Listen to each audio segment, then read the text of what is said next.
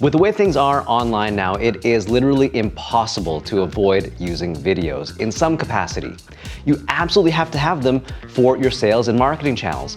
Somehow, some way, you need to be using videos because 90% of the internet is video based. People are actively searching for your product or service, for your company, trying to find out as much as they can about you. Having videos will enable you to stand out from the competition and also improve your search engine rankings. The problem and the big challenge though is what to do. How do you even get started? That is the biggest challenge that most business owners face is what do they even do to get started? So in this video, I'm going to talk about that. I'm going to talk about what you can do to get started on the right foot to ensure that you are going to be motivated and energized and encouraged to continue making videos that'll actually help your business.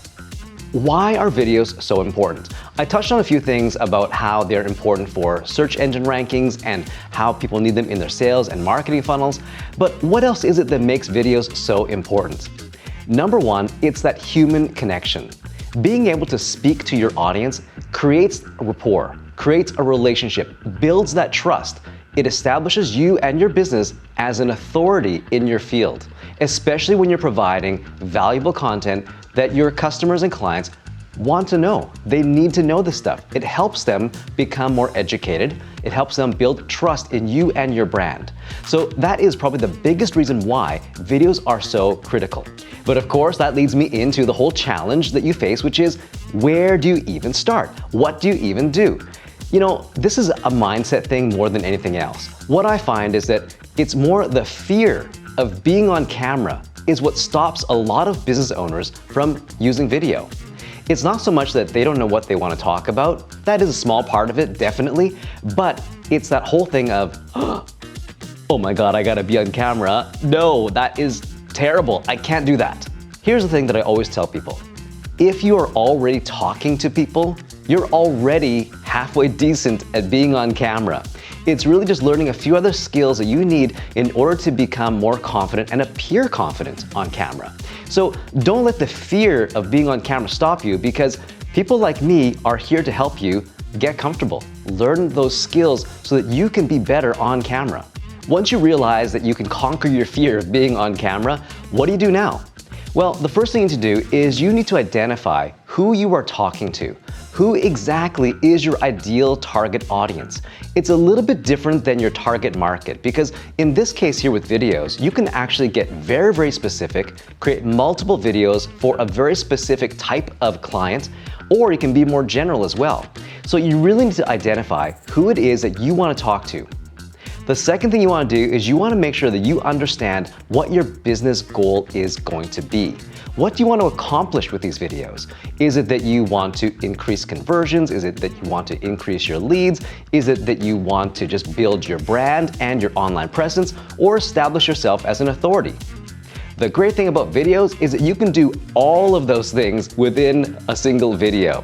So that is the power of using video, but definitely you need to know what is the goal that you're trying to achieve. Make it a business goal as well. Make it something that you can measure and say, oh yeah, we released these videos and now our leads have increased, our traffic has increased, our conversions have increased. So make it a goal that is something that you can measure.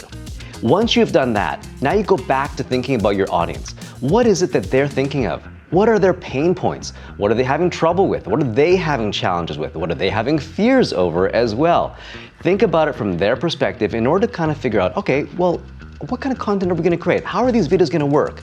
Videos are a powerful way for you to communicate that you have the right solution to your customers' challenges and problems.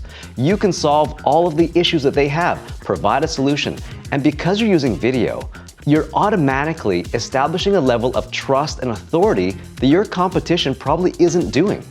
You can also think about what are the common complaints that your clients are always talking about? What are things that you hear in your industry that people often don't like?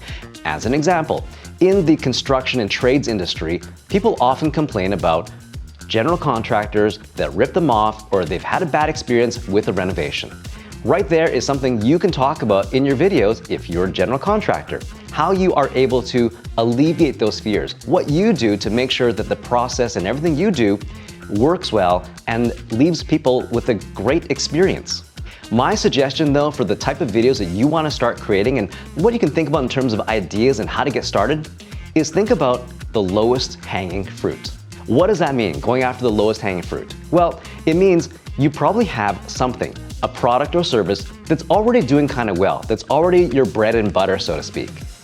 Create videos around that. See how you can improve that part of your business first, because it's something that you already know is working in your business, so try to improve it in some way. Maybe think about, okay, how can we increase the leads for this? How can we reduce the time it takes to convert these leads? Just something to improve the performance of that particular product or service that you know is already working. That way you'll see that videos are working for you. Then you can go after the next lowest hanging fruit, and then the one after that. Eventually, you'll get to the ones that are the biggest, most challenging parts of your business that you can then have videos for. You'll have the confidence to know that videos have been working for other aspects of your business, so you just need to apply what you've already learned to these other parts of your business. I hope you got something out of this in terms of what to do when it comes to starting with video.